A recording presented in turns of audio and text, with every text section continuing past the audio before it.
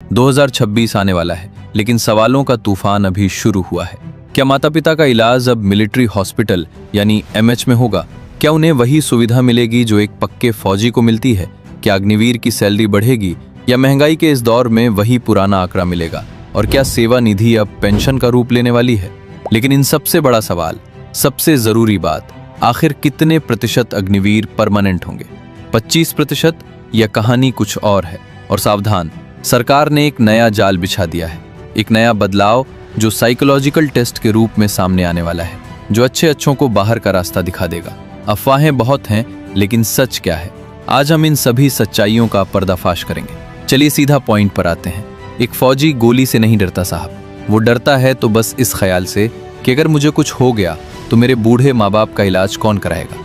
पुरानी अग्निपथ योजना का सबसे क्रूर सच यही था कि फौजी देश की रक्षा करे, लेकिन उसके परिवार को हॉस्पिटल की एंट्री तक नहीं।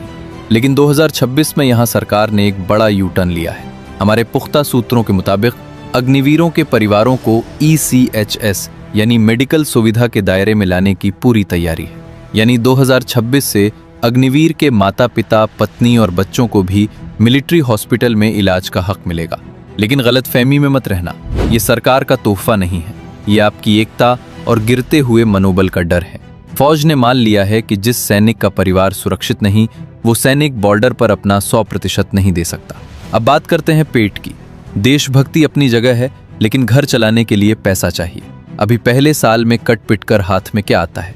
सिर्फ 21,000 रुपए। आज की महंगाई में ये रकम एक मजाक है। 2026 के लिए राहत की खबर ये है कि इन हैंड सैलरी में 3,000 से 5,000 रुपए की सीधी बढ़ोतरी तय है। यानी जो मैसेज पहले 21,000 का आता था, वो अब 24,000 से 26,000 रुपए तक हो सकता है।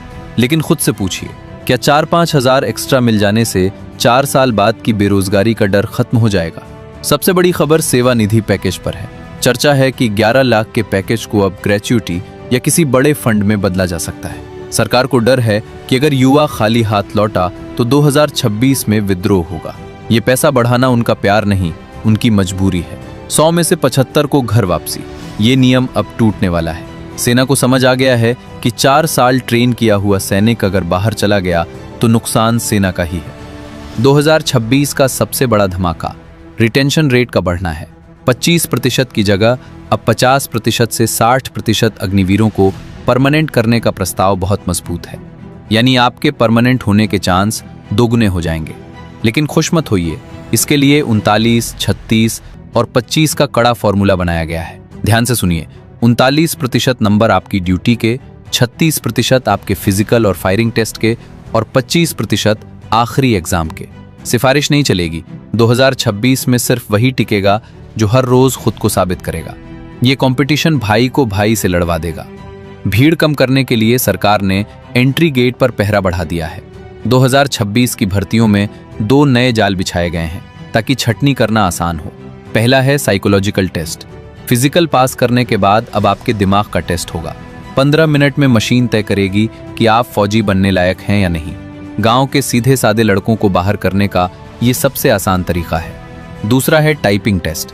अगर आप क्लर्क बनना चाहते हैं तो अब रेस के साथ टाइपिंग भी जरूरी है। अगर पहले से कंप्यूटर नहीं सीखा तो वर्दी का सपना गेट पर ही दम तोड़ देगा। तो दोस्तों, सच आपके सामने है। 2026 में सैलरी थोड़ी बढ़ेगी, परिवार को दवा मिलेगी और परमानेंट होने के मौके भी बढ़ेंगे। लेकिन याद रखना, ये पक्की भर्ती नहीं है, ये सिर्फ घाव पर मलाई लगाने की कोशिश है।